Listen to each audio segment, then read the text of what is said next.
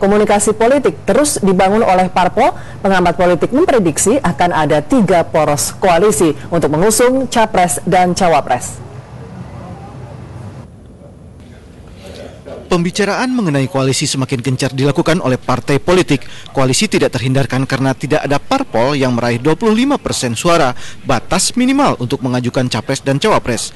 Ketua Umum PAN, Hatta Rajasa menyatakan sudah menjalin komunikasi dengan partai politik lain. Namun keputusan koalisi masih menunggu hasil real count. PDIP, Gerindra ya ngomong-ngomong lah gitu, nggak sama Pak Ical belum ngomong, nggak terakhir ini belum bicara. Nanti kalau ketemu sekali, 2 kali, 3 kali baru kelihatan yang punya platform yang sama dan sejalan untuk kerjasama membangun bangsa dan negara ini. Pengamat politik SMRC, Saiful Mujani memprediksi ada 3 skenario koalisi parpol untuk pemilu presiden mendatang. Koalisi pertama gabungan suara PDI Perjuangan, Partai Kebangkitan Bangsa, dan PKPI. Lalu gabungan Partai Golkar, Demokrat, dan Hanura dengan 29,42% suara. Dan gabungan Partai Gerindra, PAN, PPP, dan PKS dengan 32,88% suara. Hubungan elit atau pemimpin partai itu sendiri sejauh ini itu bagus atau tidak bagus, pernah konflik atau tidak konflik, dan seterusnya. Itu pertama. Kedua, orientasi kebangsaan. Sebelum pemilu legislatif lalu, kemungkinan koalisi juga sudah dibangun oleh Partai Gerindra dan Partai Persatuan Pembangunan. Namun belakangan penurunan suara PPP berdasarkan hasil hitung cepat. Kehadiran Surya Dharma Ali pada kampanye Partai Gerindra justru menuai perpecahan di partai berlambang Ka'bah ini. Tim Liputan 6 melaporkan dari Jakarta. Ya, saudara, selain analisa tadi, secara matematis ada pula kemungkinan koalisi poros tengah 2. Bagaimana postur koalisi ini? Rekan Boy Bakamaru akan menjelaskannya untuk Anda. Boy. Ya, baik Retno dan saudara.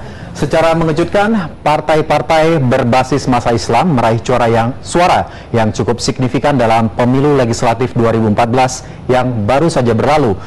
Suara dipimpin oleh Partai Kebangkitan Bangsa yang berada di urutan keempat, dan begitu juga dengan PKS yang ternyata mampu mempertahankan suara meski kasus sedang menerpanya. Seperti yang terlihat dalam tabel ini, jika kelima partai berbasis massa Islam ini digabungkan akan memperoleh hasil suara total 31,38%. Ini artinya partai berbasis massa Islam ini bisa mengusung capres dan cawapresnya sendiri. Nah, pertanyaannya, apakah akan kembali terwujud koalisi poros tengah jilid kedua dan kembali sukses seperti saat mengusung Gus Dur di tahun 99 lalu? Berikut pernyataan pengamat politik Ikrar Nusa Bakti. Hampir-hampir tidak mungkin terjadi poros tengah jilid 2. Kenapa? Karena ego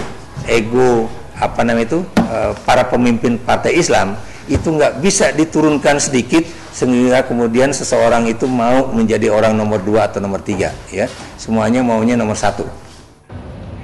Selain permasalahan koalisi partai politik, yang juga tak kalah penting adalah bagaimana sang calon presiden memilih wakilnya yang benar-benar cocok untuknya. Dan berdasarkan salah satu lembaga survei Sirus menyatakan bahwa Jokowi akan meraih suara tertinggi bila dipasangkan dengan mantan Wakil Presiden Republik Indonesia Yusuf Kala.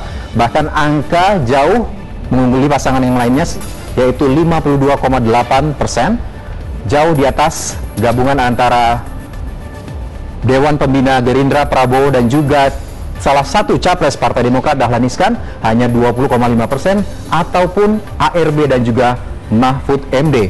Begitu juga dalam simulasi kedua masih menyatakan Jokowi dan JK akan tetap meraih ataupun mengungguli pasangan Prabowo yang akan dipasangkan dengan Hidayat Nur Wahid. Ya, namun pemilu calon presiden akan masih berlangsung pada 9 Juli mendatang. Berbagai kemungkinan masih bisa saja terjadi. Demikian, dan kembali ke Retno, silahkan. Ya, Boy Bakamaru dengan analisanya, terima kasih.